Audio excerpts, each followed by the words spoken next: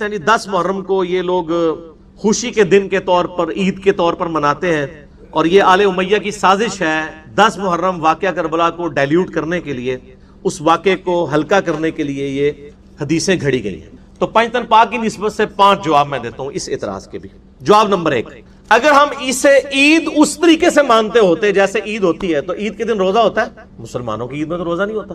یہ عید اس حوالے سے نہیں، یہ بار بار لوٹ کے آنے والا دن ہے، اور بخاری مسلم میں الفاظ ہیں شکرانے کے طور پہ نبی علیہ السلام نے اسے تعلیم فرمایا۔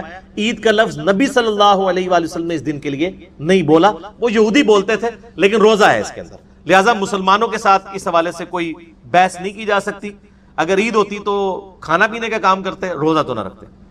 اور یہودیوں نے بھی اس لیے کہ موسیٰ علیہ السلام کو نجات دی گئی، جو میں نے بخاری مسلم سے احادیث بیان کی ہیں، اور یہ ایام اللہ میں سے ہے جو سورہ ابراہیم میں آیا نا، وَذَكِّرْهُمْ بِأَيَّامِ اللَّهِ، اے موسیٰ ان کو اللہ کے بڑے بڑے جو فیصلے کے دن ہیں ان سے ڈر سناؤ۔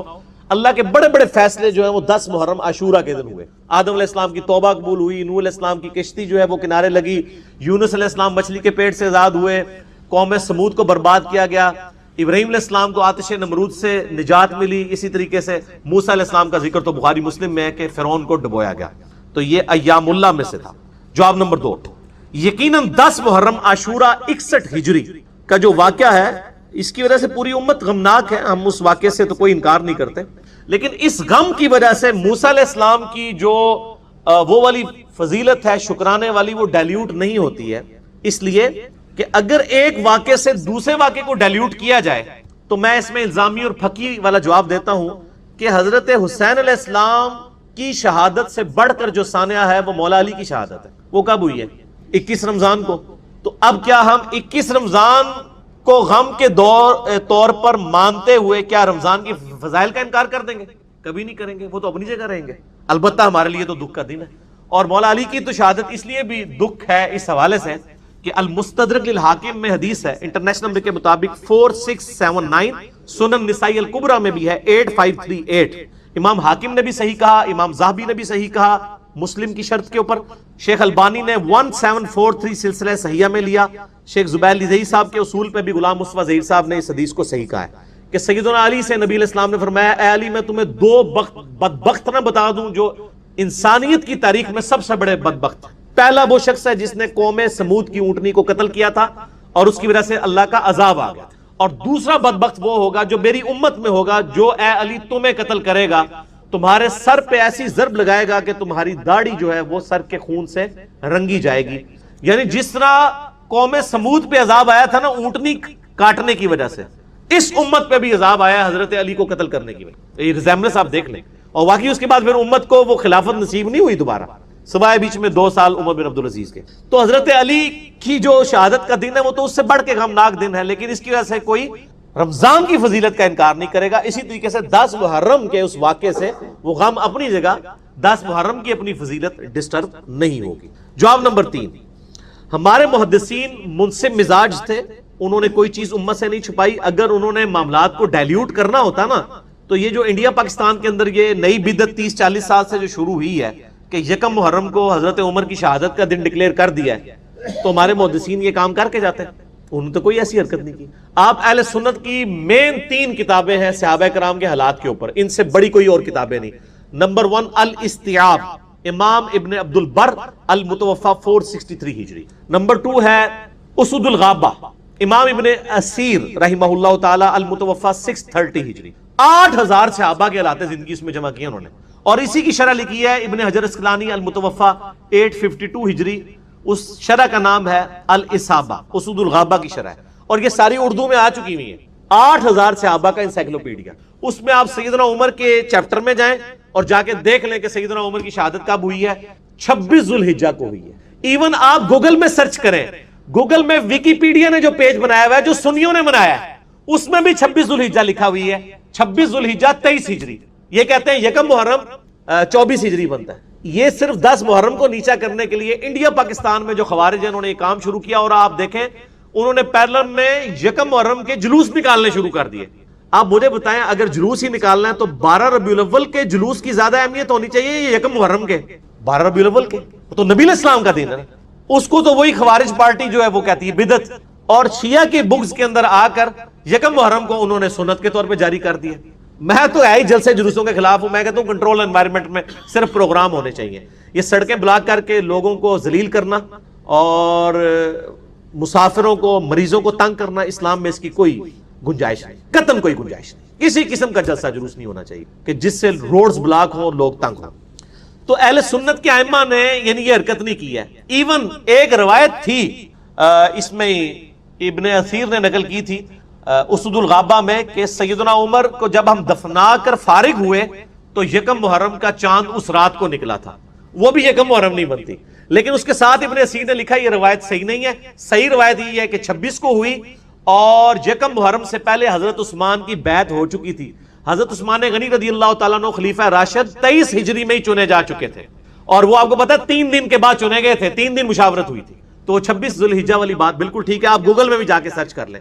تو یہ میرا تیسرا جواب تھا کہ اگر یہ 2 نمبری ہم نے کرنی ہوتی تو ہم مانتے. ہم تو ڈنکے کی چوٹ پہ کہہ رہے ہیں کہ یکم محرم سیدنا عمر فاروق رضی اللہ تعالیٰ عنہ علیہ السلام کا یوم شہادت نہیں ہے. جو بات صحیح ہے وہ ہم مانتے ہیں. باقی 10 محرم پہ تو اجماع امت ہے کہ سیدنا حسین کی شہادت ہوئی کربلا کے اندر 61 ہجری میں. جواب نمبر 4 میرے بھائیو، اہل حدیث اور اہل سنت یعنی انٹرچینجبل ورڈ استعمال ہوتے ہیں. اہل حدیث میں منہج کے اعتبار سے بات کروں، محدثین اپنے لیے اہل حدیث استعمال کرتے تھے، اہل سنت بھی.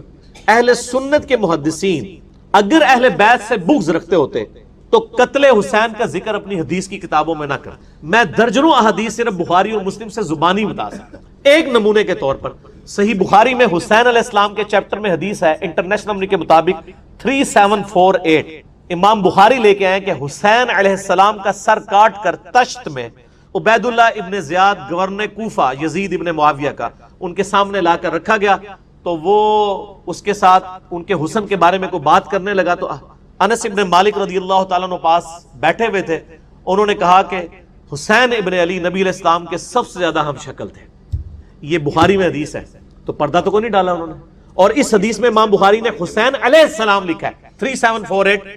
آپ جا کے اسلام 360 میں بھی دیکھ لیں، sunna.com میں، لیکن عربی میں دیکھیے گا. اردو ہی مولوی وڑ گیا ہے انہیں رضی اللہ عنہ کرتا جائے. مولوی وڑ جائے تو انہوں ہی کی شے کاٹ سکتی ہے جیڑی مولوی جو نکلی ہوئی ہے. یعنی عرض کیا ہے کہ نہ میں وہابی نہ میں بابی، میں ہوں مسلم علمی کتابی. ٹھیک ہوگا جی. اور مسند احمد میں 2165 نمبر حدیث ہے. یعنی یہ تو حدیث اتنی زبردست یعنی تواتر کے ساتھ نقل ہوئی ہے ابن عباس کے کئی شاگردوں سے. شعیب ارنوت بھی سے صحیح کہتے ہیں، شیخ زبیر صاحب نے بھی نقل کی فضائل صحابہ میں کہ نبی علیہ السلام کی وفات کے 50 سال کے بعد ابن عباس نے دوپہر کے وقت ایک خواب دیکھا. انہوں نے نبی صلی اللہ علیہ وآلہ وسلم کو خواب میں دیکھا، صحابی نے. اور بخاری مسلم کی حدیث ہے جس نے خواب میں مجھے دیکھا اس نے مجھے کو دیکھا. صحابہ کو تو حضور کی شکل کا بھی پتا تھا. ابن عباس کہتے ہیں میں نے دیکھا کہ آپ صلی اللہ علیہ وآلہ وسلم کے بال مبارک گرد آلود ہے، پراندہ حالت ہے، کپڑوں پہ گرد ہے، ہاتھ میں خون کی شیشی ہے اور پریشان کھڑے ہیں. میں نے پوچھا ہے اللہ کے نبی علیہ السلام آپ کو کس نے غمزدہ کیا، یہ آپ کی کیا حالت ہے؟ تو آپ نے فرمایا آج میں صبح سے حسین اور اس کے ساتھیوں کا خون سمیٹ رہا ہوں. یہ ایک تشبیہ تھی. خواب جو ہے علیحدہ سے ایک محکمہ ہے، وہ میرا کلپ دیکھ لیں، لاکھوں لوگ دیکھ چکے ہیں. خواب میں دیدار مصطفیٰ صلی اللہ علیہ وآلہ وسلم میں نے ڈیٹیل بتائی ہے. یہ نہیں ہوتا کہ یہ فزیکلی پرفارم ہوا ہوتا ہے، یہ ایک تمثیل دکھائی جاتی ہے. ابن عباس کہتے ہیں میں ڈر کے اٹھا، میں نے وہ تاریخ اور دن نوٹ کیا. ظاہر اس وقت انٹرنیٹ کا دور نہیں تھا، میڈیا کا دور نہیں تھا. کچھ عرصے کے بعد خبر ملی کہ اسی دن 10 محرم جمعے کے دن 61 ہجری میں حسین ابن علی اور ان کے ساتھیوں کو بے دردی کے ساتھ کربلا میں شہید کیا گیا. اللہ کی لعنت ہو، اللہ کے فرشتوں کی لعنت ہو اور تمام لعنت کرنے والوں کی لعنت ہو جنہوں نے اہل بیت کے ساتھ ظلم کیا. تو میرے بھائیو یہ اہل سنت کے محدثین نے اپنی حدیث کی کتابوں میں واقعات نقل کی ہیں. ان کو کوئی 10 محرم کے ساتھ چڑ نہیں تھی. وہ تو مطلب دوسرے اینڈ پہ کھڑے ہوئے تھے، ناسبیوں کے خلاف کھڑے ہوئے تھے، یزیدیوں کے خلاف کھڑے ہوئے تھے. 5واں نمبر جواب آخری کہ اہل سنت کے محدثین نے تو اپنی حدیث کی کتابوں میں آل امیہ کو ننگا کیا ہے. بخاری اور مسلم کے اندر سب و شتم والی حدیثیں کہ حضرت معاویہ رضی اللہ تعالیٰ کے دور میں ممبروں پر مولا علی پر لعنت ہوتی تھی. صحیح مسلم کھول کے دیکھ لیں، 6229 نمبر حدیث ہے. ابو تراب پر اللہ کی لعنت، لعن اللہ ابو تراب نعوذ باللہ. عیسیٰ ابن سعد السعدی کو بلا کر حکم دیا گیا آل مروان کی طرف سے کہ آ کے ممبر پہ حضرت علی پہ لعنت کرو. انہوں نے انکار کیا. یہ مسلم شریف یہ حدیث جو ہے وہ بیان کرتے ہیں صحیح مسلم کے اندر. امام مسلم اگر ان کو 10 محرم سے بغض ہوتا کبھی یہ حدیث نقل کر سکتے تھے؟ کبھی بھی نہیں کر سکتے. یہ بہت بڑا ثبوت ہے کہ اہل سنت کے محدثین الحمدللہ منصف مزاج تھے. لہٰذا یہی بخاری اور مسلم جو حسین کے ساتھ علیہ السلام لکھ رہے ہیں آل امیہ کی کارستانیاں بتا رہے ہیں، سب و شتم کی حدیثیں روایت کر رہے ہیں، اگر وہ 10 ذوالحجہ 10 محرم کے روزے کی فضیلت بیان کریں تو ان کے اوپر شک نہیں کرنا چاہیے، وہ موسے مزاج لوگ تھے، بالکل صحیح سند سے ثابت ہے، اور الحمدللہ اس سے 10 محرم کے واقعے کے اوپر کوئی اثر نہیں پڑتا۔ باقی آپ کو ڈیٹیل دیکھنی ہے، میرا کچھ عرصہ پہلے لیکچر ریکارڈ ہوا، لاکھوں لوگوں نے دیکھا، رپلائی ٹو مولانا الیاس قادری آن حضرت معاویہ رضی اللہ تعالیٰ عنہ، اس میں نے کئی چیزیں بریلویوں کے ترجمے ایچ ڈی کیمرے میں دکھائے ہیں، بخاری مسلم نے کس طریقے سے آل امیہ کے دور میں جو کچھ برائیاں ہوتی تھی کھول کے بیان کی ہیں، لہٰذا ان کے بعد الحمدللہ صحیح بخاری میں کم از کم 20 احادیث موجود ہیں عاشورہ 10 محرم کے روزے کی فضیلت پہ، ان میں سے بھی جو کنزیکٹیو 8 طرق آئے ہیں انٹرنیشنل نمبر کے مطابق 2000 سے لے کر 2007 تک، اس باب کا نام ہی ہے سیام یوم عاشورہ، یعنی یوم عاشورہ کا جو روزہ ہے اس سے متعلق، اور صحیح مسلم میں بخاری میں تو 20 احادیث ہیں، صحیح مسلم میں 40 احادیث ہیں، جن میں سے جو چیپٹر ہے سوم یوم عاشورہ کنزیکٹیو اس میں 34 احادیث 34 ہیں انٹرنیشنل نمبر کے مطابق 2637 سے لے کر 2670 تک، یعنی آلموسٹ بخاری مسلم میں ملا کر یہ آپ کو 50 سے زیادہ حدیث ملیں گی، اور کم از کم 8 صحابہ سے یہ احادیث روایت ہیں۔ تو اب یہ ساری وہ 50 احادیث تو میں کور نہیں کر سکتا، میں نے صرف پنجتن پاک کی نسبت سے 5 ہی چوز کی ہیں۔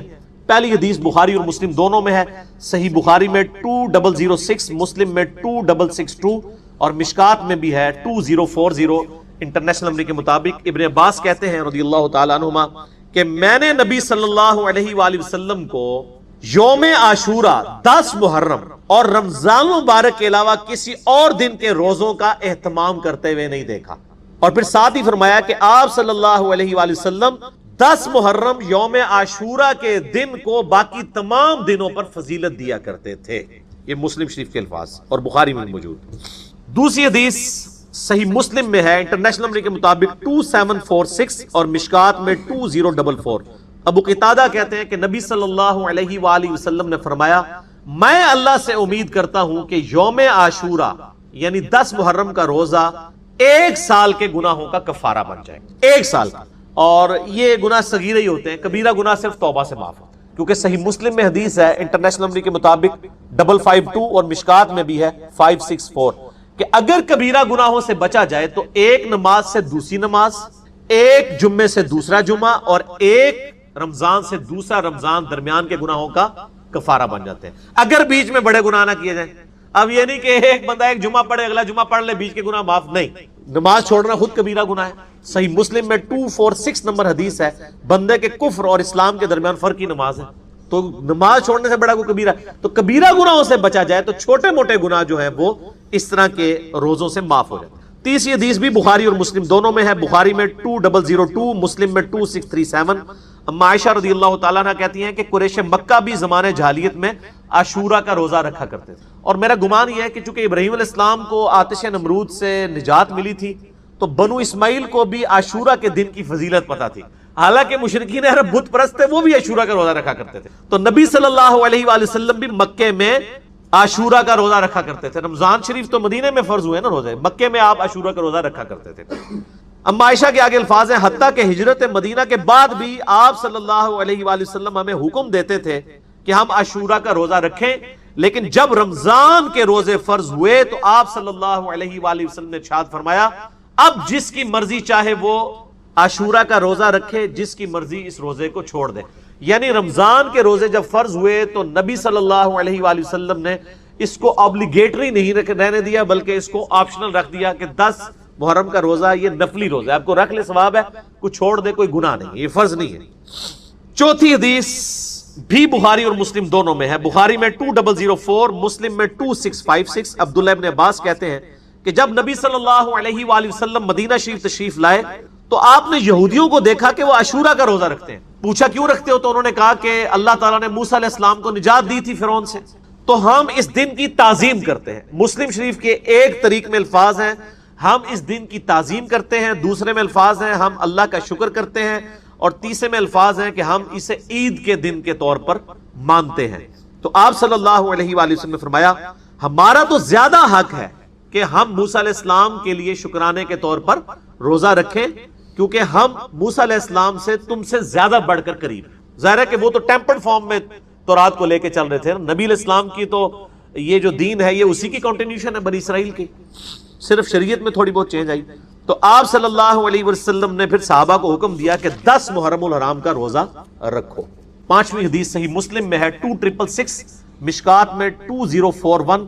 ابن عباس رضی اللہ تعالیٰ عنہ کہتے ہیں کہ جب نبی صلی اللہ علیہ وآلہ وسلم نے ہمیں حکم دیا اس بات کا کہ ہم بھی جو ہے وہ عاشورہ کا روزہ رکھیں, تو کچھ اصحاب نے عرض کیا کہ یہ تو یہود و نصارہ کی پیروی ہو جائے گی ایک طرح کی.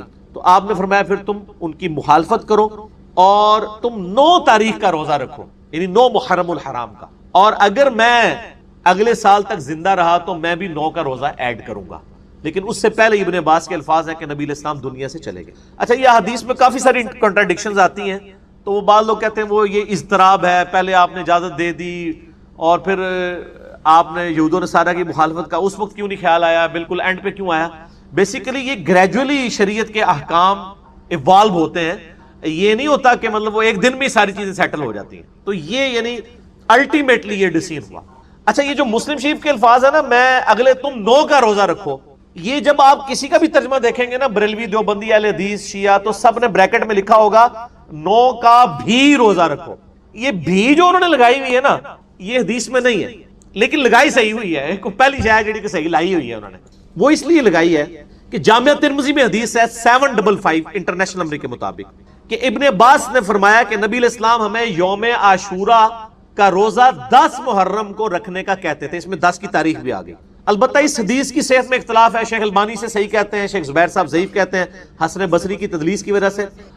لیکن اس کو سپورٹیو ایک چیز امام ترمذی نے ساتھ جو قول لکھا ہے نا, موقوفاً یہ روایت بالکل صحیح ہے, اس کو شیخ زبیر صاحب بھی صحیح مانتے ہیں. امام ترمذی نے اس حدیث 755 کے ساتھ لکھا, ابن عباس فرمایا کرتے تھے کہ 9 اور 10 2 روزے رکھ کر یہودیوں کی مخالفت کرو. اور اس کی پوری سند ہے سنن کبریٰ البیہقی میں انٹرنیشنل نمبر کے مطابق 8187 جلد 4 پیج 287 پہ, جسے شیخ زبیر صاحب نے بھی اپنے الحدیث رسالے میں لکھا ابن عباس کے اس قول کو جو ترمذی لے کے آئے ہیں. اور میں نے پہلے بھی عرض کیا ہے کہ اگر کوئی صحابی کی حدیث موقوف ثابت ہو جائے تو مرفوع حدیث اگر ضعیف بھی ہو نا, اس کو سپورٹ مل جاتی ہے. تو ابن عباس فرمایا کرتے ہیں کہ یہود و نصارہ کی مخالفت کرو 9 اور 10 2 روزے رکھ کے. اب آپ کو پتہ چلا مسلم میں انہوں نے بھی کیوں کیا ہے, وہ اس کی وجہ سے. مسند احمد میں ایک حدیث ہے انٹرنیشنل نمبر کے مطابق 2154, یہ حدیث کمزور ہے. اس میں ابن عباس کا قول یہ ہے کہ یہود و نصارہ کی مخالفت کرو 10 سے پہلے ایک روزہ ملا کر یا 10 کے بعد ایک روزہ ملا, یعنی 9 اور 11 دونوں آپشن. بہرحال اجتہاداً یہ صحیح ہے. اگر کسی شخص کا 9 کا روزہ رہ جائے, اب اس نے 10 کا رکھا ہے, میرے ساتھ ایک دفعہ ایسے ہو گیا تھا, پھر میں نے 11 کا روزہ رکھ لیا تاکہ مخالفت ہو جائے 2 روزے رکھ کر. تو اب مسلم شریف کی جو حدیث ہے اگلے سال میں زندہ رہا تو 9 کا رکھوں گا, تو وہ بھی ہے, یہ نہیں ہے کہ 10 کا چھوڑ دوں گا. اگر امام دوسری رکعت میں درود پڑھنے کا موقع نہ دے تو اس صورت میں کیا رائے ہے؟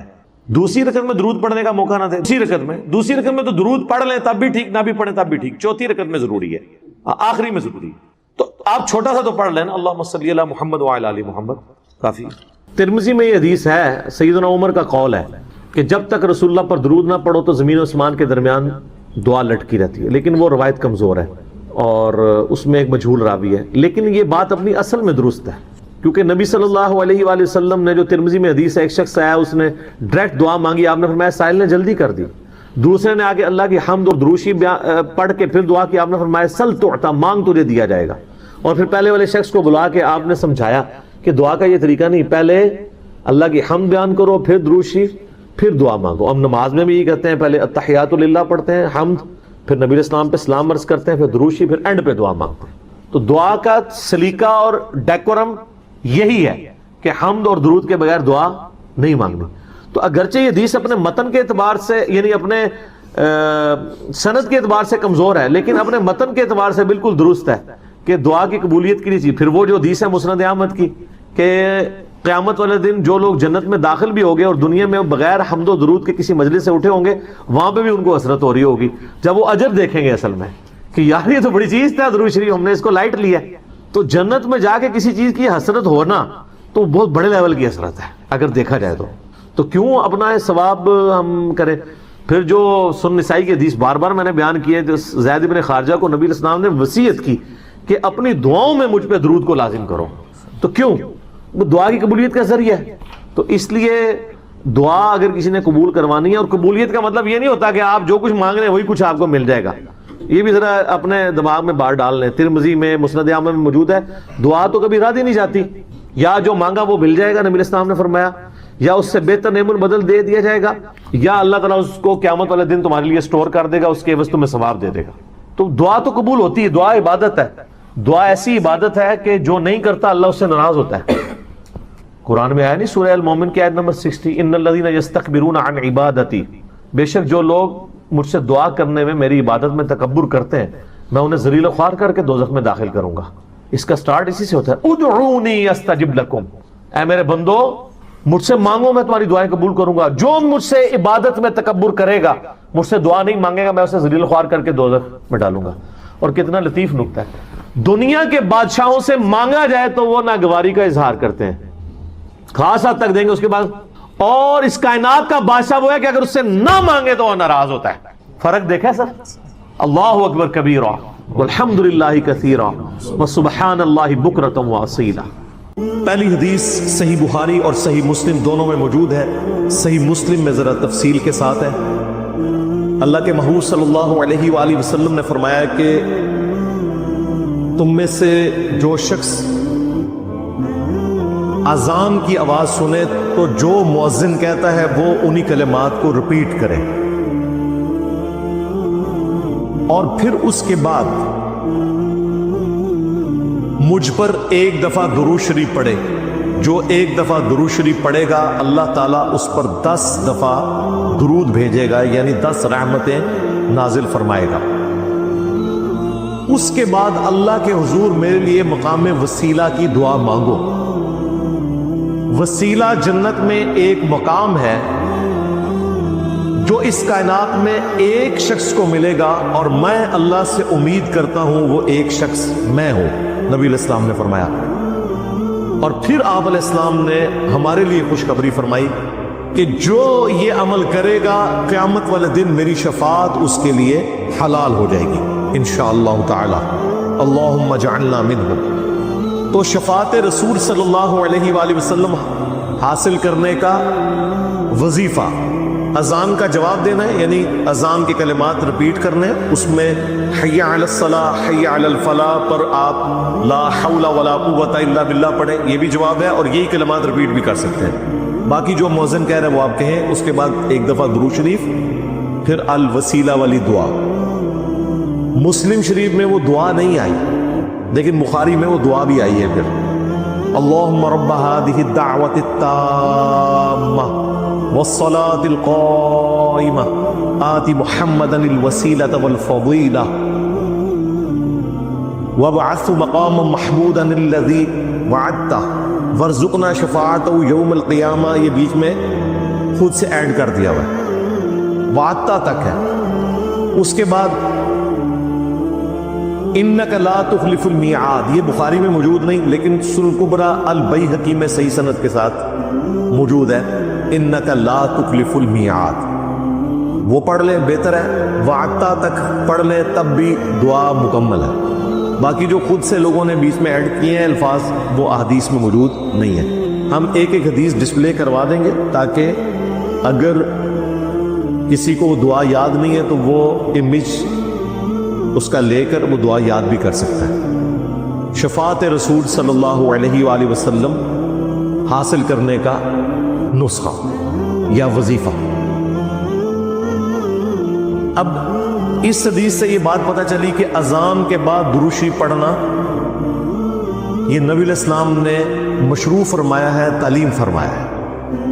اذان کے بعد درود پڑھنا سنت ہے، لیکن اذان کے ساتھ نہیں، اذان مکمل ہونے کے بعد. اذان سے پہلے درود پڑھنا اور اسے بالکل جوڑ دینا، اور وہ بھی صرف اس وقت پڑھنا جب سپیکر آن ہو، سپیکر آف ہو، بجلی گئی ہوئی ہو.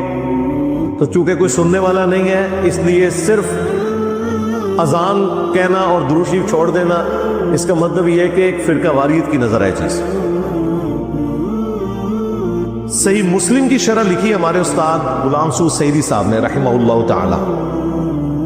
بریلوی عالم تھے، انہوں نے ڈھکے چھپے الفاظ میں بریلویوں کی خود مذمت کر دی. اس حوالے سے انہوں نے کہا کہ حضرت بلال حبشی رضی اللہ تعالیٰ عنہ ہم سے بڑے عاشق رسول تھے, صحابہ تابعین ہم سے بڑے عاشق رسول تھے.